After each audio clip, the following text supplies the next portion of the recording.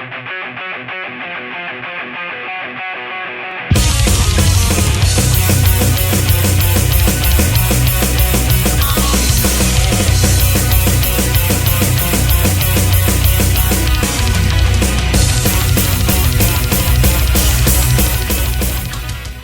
let's go now to the second day of Epic Fest. The second day of Epic Fest, we have the pleasure to explore and start our coverage with the Gimle Hall, which was a nice hall. It was a bit smaller, but overall it was sound-wise really good. And we have seen as well the tavern at the Gimle Hall, and it was super interesting to see all these people playing board games, and the whole food was even centered around names that come from Fantasyland. So that was so great and unbelievable to see that Fest took even to the smallest details to bring out the whole fairy concept. And the band we saw was Alterium, Nicoletta's Rossellini new band. And whoa, what a band! Like, I have been always a great fan of Kaledia, as Nicoletta is such a great vocalist. Her vocal range is insane. The ways she can transfer and convey emotions, it's unreal. But Alterium, it's next level. The way they bring, and you see that, of course, a person grows in years, and you see that Nicoletta has become more a seasoned singer, lyricist as well. The band are amazing, crazily live very well, especially that this was one of their first gigs, and they haven't even an album out and playing at Epic Fest. It's like, whoa. And what really drew me into Alterium was the way how Letta performs. Like, I would say personally, she's much more leaning to symphonic metal. She has a bit very operatic, soft, melodic voice.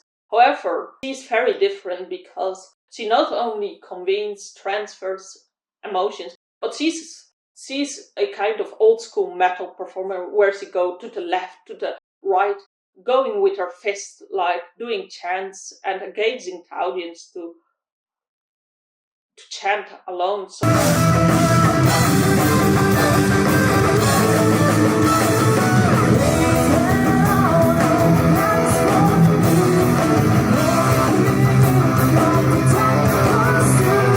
live, the very crossing between power metal and symphonic.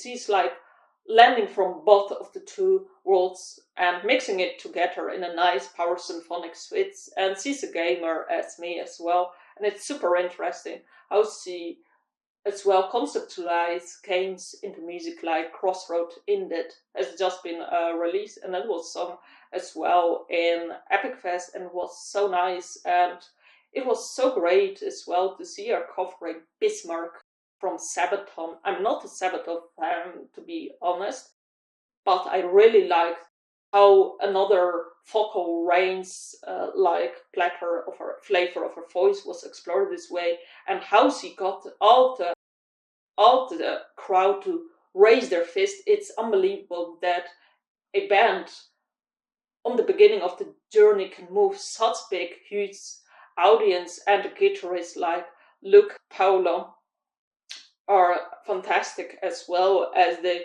have this way of playing, but they are having fun as well. They are doing nice guitar solos, then they come close to each other, make a few jokes. Alessandro was great as well. We were really in sync, but they have really great crack going on too. And the way they express their music, it's totally different, I would say, than other bands alike in this, especially in this very genre. So Alterium really greatly kicked off in Gimle Hall, and we are super curious about the next journeys and one band to watch out for. And yeah, then the second day there was something different as well. Above there was a Zelda game, and although Zelda game might be a bit odd, as it's something digital, it makes totally sense as it is a Dungeons and Dragons kind of game. So it's super nice to see that the Fest alternated a bit and did something else that's Dungeons and Dragons. The next band that we saw was Bloodbound, and Bloodbound was a bit kind of odd for us. It really dragged us into this and attracted our audience with the Nosferatu theme, as the band is much more heavier, much more, I would say it's a bit leaning a bit black, or thematically it's like more heavy, I would say, than power metal. However, that was so great because this was a totally different spectrum of power metal being played.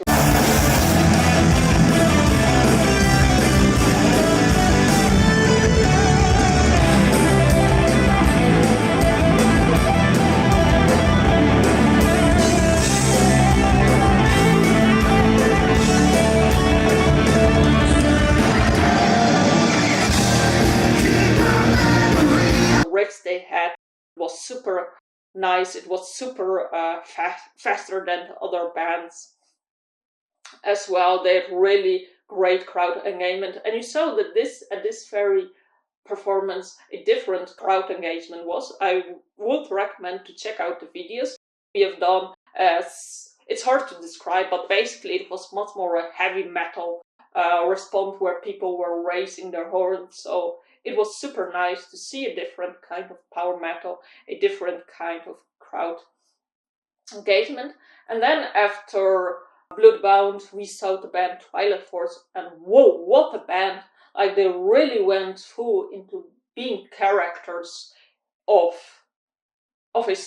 their music. So Twilight Force is a band based on dragons, and then they dress in this kind of, and then they have certain roles, like you have a wizard, you have an elf, a wood elf, and something else. So it's a band that really conceptualizes, really brings out the whole fantasy genre in clothes, in music style, and it was super nice. And the interview we did with them, it was so interesting, as the wizard, the Blackwall, stayed in character, and as well seeing them on Epic Fest, like, it's a great band, and it was a very different experience than all other bands, and it was, as the riffs are so super fast, it's like, it's in a blink seconds they have done the riff, they have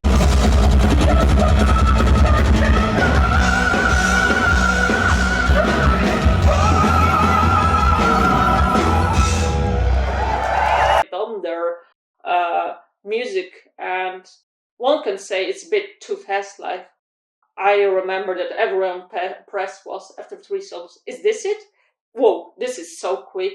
But I would say you have playing in such a manner, you have to have like skills, and this means they're excellent guitar players, and it's so nice if you're in the crowd to just headbang, let your heads loose, hair loose on this kind of riff. It's a very great one. And then when they have done their riffs, there was a bit of storytelling. And there was one part where people had to say magic words to open the doors for the dragon, like Portal. So it was something else.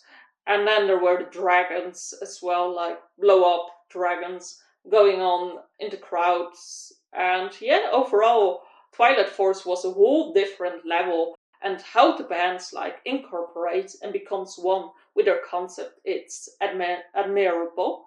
And then the next band we saw, Orden Organ, and Orden Organ is such a fantastic band. Like, Zeep is such a great vocalist, as the way how he brings the songs alive, it's very crystal clear, very powerful, and the crowd engagement was really great. Like,